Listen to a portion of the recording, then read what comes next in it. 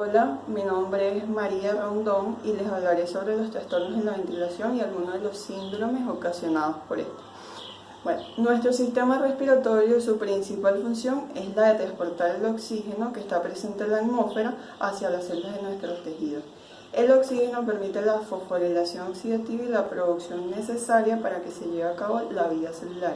Entonces, para que se produzca todo esto es necesaria una óptima mecánica ventilatoria, el intercambio de gases pulmonares y el transporte sistémico de oxígeno por parte del aparato cardiovascular y la hemoglobina. Entonces, si ocurre una disfunción en estos mecanismos fisiológicos, pueden inducir o puede ocasionar una insuficiencia ventilatoria, que es el aumento de la presión parcial del dióxido de carbono o hipercapnia, cuando ya no se puede soportar una carga excesiva, y esto es producto o consecuencia de una patología ya existente, como por ejemplo el EPOC, el asma o enfermedades debilitantes musculares como el síndrome de Guillain-Barré, la miastenia, botulismo, entre otros.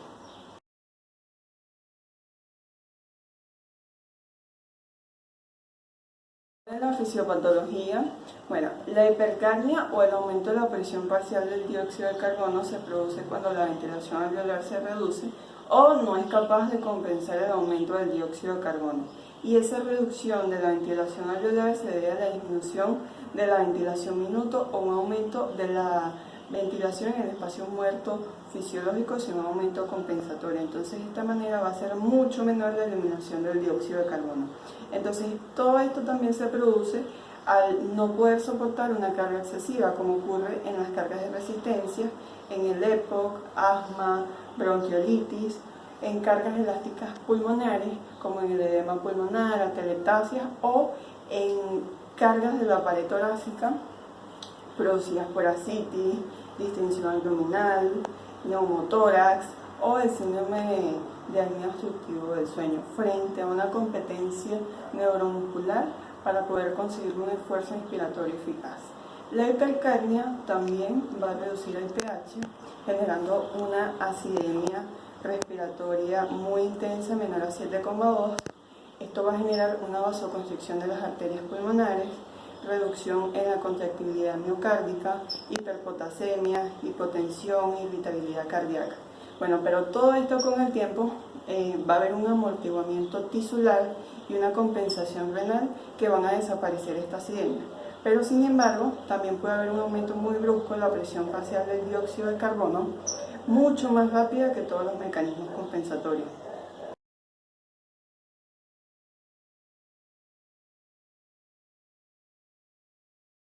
El síntoma predominante va a ser la disnea, y los signos se verá el uso enérgico de los músculos respiratorios accesorios, taquipnea, taquicardia, diaforesis y movimientos paradójicos abdominales.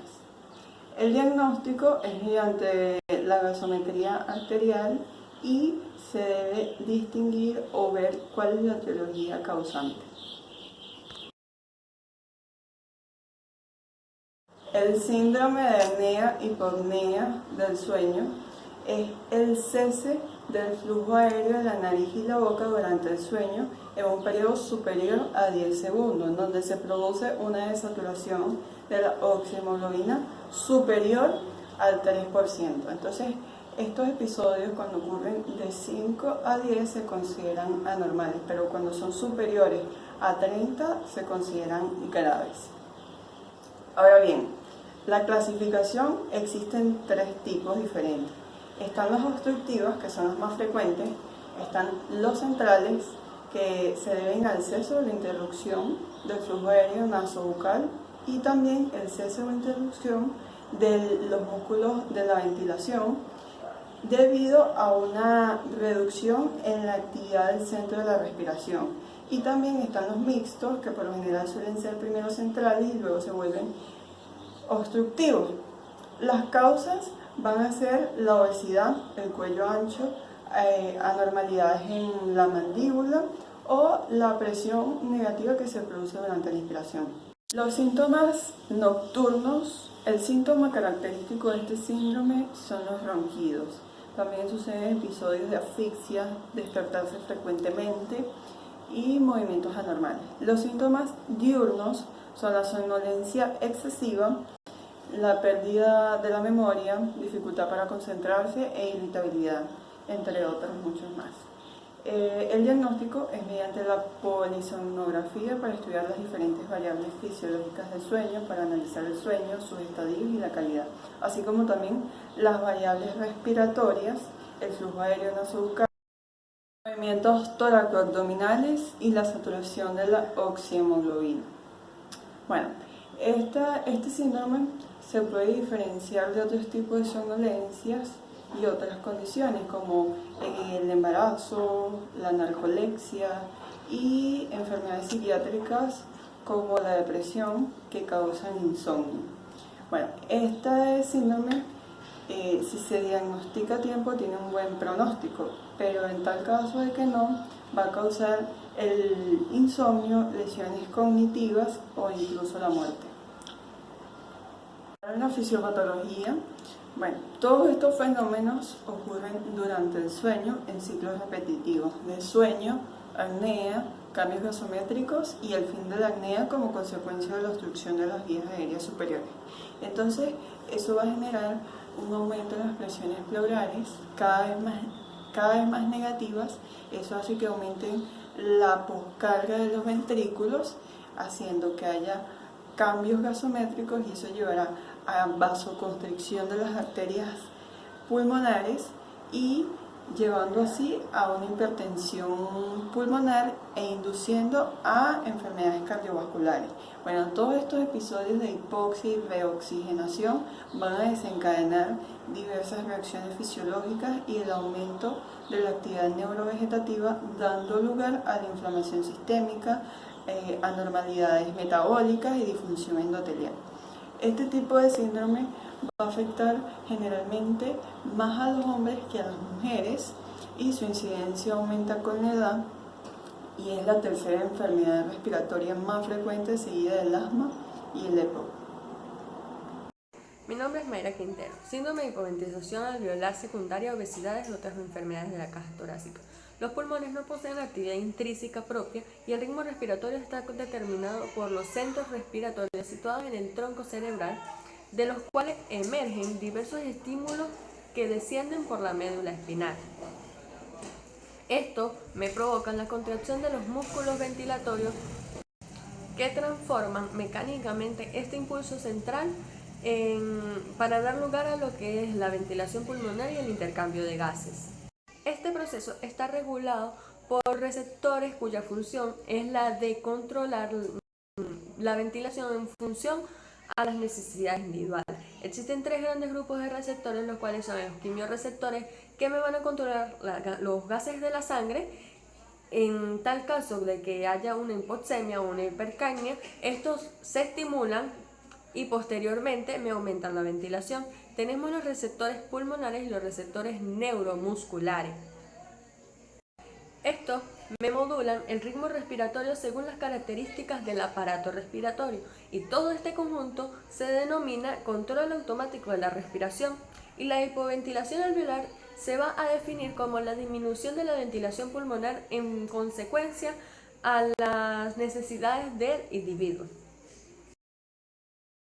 En cuanto a etiologías, vamos a tener las alteraciones de los centros respiratorios, que va a ser por traumatismo, tumores, fármacos, tóxicos e idiopáticos.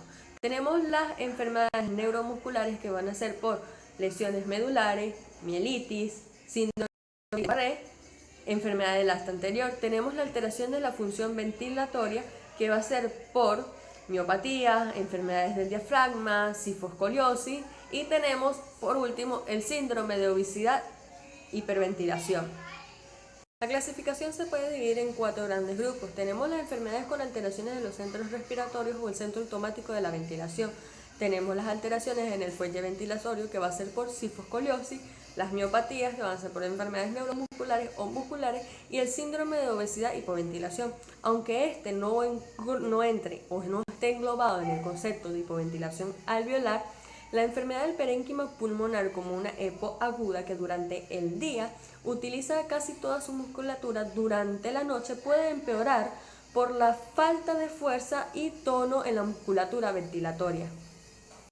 Las manifestaciones clínicas difieren de los tres grandes grupos anteriormente mencionados. En el caso del fallo central, como es el síndrome de Ondai, aparecen repetidas apneas centrales durante el sueño, lo cual deja de ser reparador. Hay presencia de somnolencia diurna muy intensa. Algunos pacientes relatan cómo tienen embotamiento y cefalea al levantarse e incluso relatan que notan la falta de respiración al inicio del sueño. En pacientes con enfermedades neuromusculares y de la caja torácica, durante el día aparecen limitaciones ventilatorias importantes que le causan disnea. Para ellos, el sueño es un factor de gravedad ya que la función pulmonar se deteriora, causándoles hipoventilación alveolar. En pacientes con enfermedades musculares aparecen apneas centrales obstructivas. El síndrome de obesidad hipoventilación puede considerarse una entidad diferente. Esto solo pasa en pacientes con obesidad mórbida y en estos casos hay un aumento del trabajo ventilatorio y un mayor consumo energético. En algunos pacientes obesos no hay un impulso ventilatorio compensatorio, lo cual desarrollan hipercapnia. El diagnóstico, la gasometría arterial con fracción de oxígeno del 21% demostrará hipercapnia, al igual que la presión arterial de oxígeno y el bicarbonato, que son dos factores predisponentes para el SHO. Se debe excluir cualquier otra causa de hipoventilación y se deberá realizar espirometría, pruebas de función tiroidea y biometría hemática. Ocasionalmente el electrocardiograma da datos de sobrecarga por la presión que hay en las cavidades derechas. Dada la alta frecuencia del sueño en el SHO, se debe realizar polisonografía para determinar la apnea y hipopnea que el paciente dura con saturación, en la cual el paciente dura con saturación de oxígeno de pulso el 90% durante el sueño. Tiene un pronóstico de mortalidad de 5 años del 15,5% en pacientes que sufren SHO y tiene una causa de fallecer 2 veces superior a la de pacientes con SHS, y su principal causa de muerte eran las enfermedades cardiovasculares.